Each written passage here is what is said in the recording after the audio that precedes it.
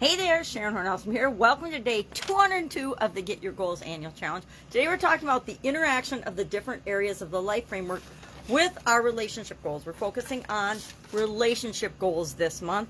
How do we get them? How do we achieve them? What do we even want? And then today specifically we're talking about the relationship between relationships and our physical, mental, emotional, spiritual, financial relationships themselves, contribution, communication, and confidence. How do each of those different areas and aspects of the life framework interact with our relationships? How do they impact our relationships?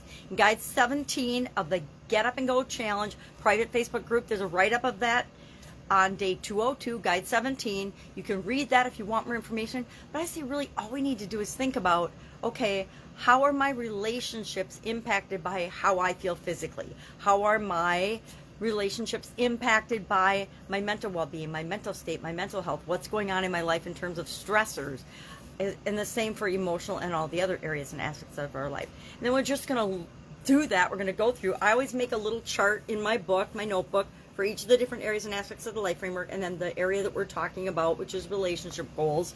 And I just make a couple of little notes about each of those, and then we're going to share one thing for our action today that just stands out to us that maybe we didn't notice before. Maybe it's been there all the time, but we just had an epiphany or an aha moment about it and the interaction between the different areas and aspects. And the reason I share this little lovely artistic diagram is because it really reminds me and shows us that everything is interconnected, right? Everything impacts everything else.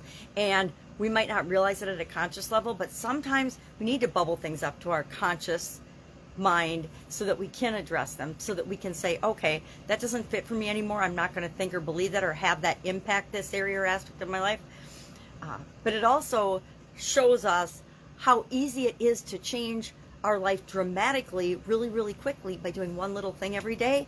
Because sometimes when I do something physically, well, not sometimes, all the time, when I do something physically that's good for me, for my health, it impacts all the other areas and aspects of my life. And the same is true of our relationships. If I improve one relationship in my life, it inadvertently and purposefully actually improves all my other relationships. If I improve my communication skills, it improves my relationships, etc.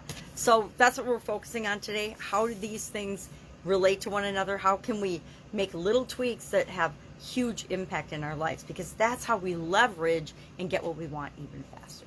Any questions about this, hit me up. If I can help you in any way, ask. Otherwise, I will be with you tomorrow. I'm going to keep it short today.